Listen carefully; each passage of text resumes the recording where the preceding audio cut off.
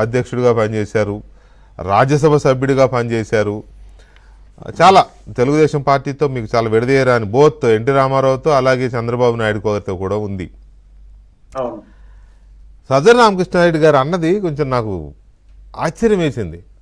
చంద్రబాబు నాయుడికి ఇంటిగ్రిటీ లేదు, ఆయన నిర్ణయాలు ఆయనవి కావు, ఆయన చుట్టూ ఉన్న వాళ్ళ ప్రభావానికి లోనే వాళ్ళ కోసం నిర్ణయాలు తీసుకుంటాడు, లేదా ఆయన పొత్తులు పెట్టుకున్న పార్టీల కోసం నిర్ణయాలు తీసుకుంటాడు. ఇక్కడ కొంత వాస్తవం ఉండొచ్చు, ఎందుకంటే కూటమి ధర్మాన్ని పాటిస్తూ కొన్ని నిర్ణయాలు అటు ఇటు అయితే అవుతూ ఉంటాయి. తర్వాత అన్నిటికంటే ఆశ్చర్యకరంగా ఆయన చేసిన ఇదేంటంటే చంద్రబాబు నాయుడు కొంతమంది వెస్టెడ్ ఇంట్రెస్ట్తో తయారు చేసిన నాయకుడని. ఇది ఇది ఇది నాకు అసలు ఏ రకంగా ఆయన ఎందుకన్నాడో అర్థం కాల. ప్లీజ్ మీరైతే కరెక్ట్ అని మిమ్మల్ని వాళ్ళ పిలవడం కూడా ప్లీజ్. వెంకటకృష్ణ గారు యాక్చువల్గా గుణానికి తమకంటే ఎక్కువ వాళ్ళతో పోల్చుకోవాలంట. ఇక్కడ జగన్ కు చంద్రబాబుకు పోల్చడమే కరెక్ట్ గా అభిప్రాయం. ఏదో ఆయన వచ్చేసి మనందరి కర్మత్తి ఆయన వైకాపా అధికారంలోకి వచ్చింది, ముఖ్యమంత్రి అంటే వెళ్ళిపోయినట్టు. కాబట్టి పొద్దుకు చంద్రబాబు నాయుడు ఆయనతో పోల్చడమే కరెక్ట్ కాదని నా అభిప్రాయం. ఎవరితో పోల్చాలి? ఇప్పుడు మొత్తం మన రాష్ట్రానికి, ఆంధ్ర రాష్ట్రానికి టంగుటూరి ప్రకాశం పంతులు నుండి ఇప్పటి వరకు 19 మంది ముఖ్యమంత్రులు. దీంట్లో 15 మంది కాంగ్రెస్ వాళ్ళు, 3 టీడీపీ వాళ్ళు, 1 జగన్మోహన్ రెడ్డి. ఆ ఒకంతో పోల్చుకోవడం ఏంటి?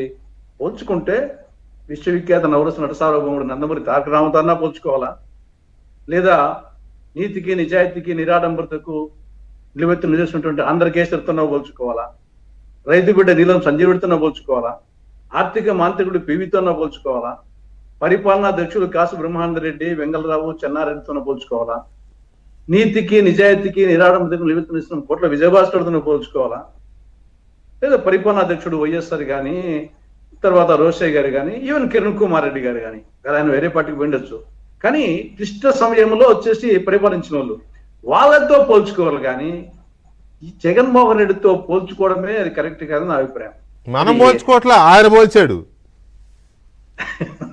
ఆయన పోల్చినా అని దాని గురించి మనము దాన్ని అట్లా వదిలిపెట్టేది మేలని చెప్పేసి దాని వల్ల మళ్ళీ పది చర్చించుకోవడం అనవసరం.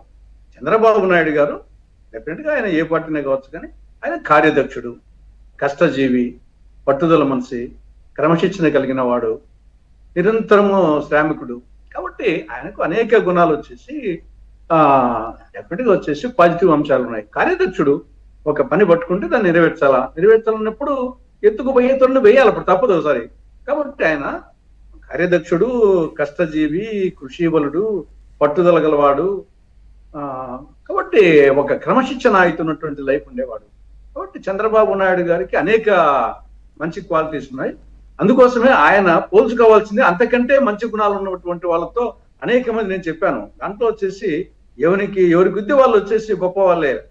ఆంధ్రకేసరి నుండి పోల్చుకుంటే వాళ్ళతో పోల్చుకోవడం కానీ జగన్మోహన్ రెడ్డితో పోల్చుకోవడం వచ్చేసి దాన్ని కంపారిజన్ చేయడం కూడా కరెక్ట్ గా నా అభిప్రాయం. రైట్. ఒక్కసారి అసలు చంద్రబాబు నాయుడు జగన్మోహన్ రెడ్డి గురించి సజ్జల రామకృష్ణారెడ్డి ఏమన్నారో ఒకసారి అది విందామండి, వినాల్సిన అవసరం కూడా ఉంది. ఒకసారి విందాం ప్లీజ్. జగన్మోహన్ రెడ్డి గారికి సంబంధించినంత వరకు వైఎస్ఆర్సీ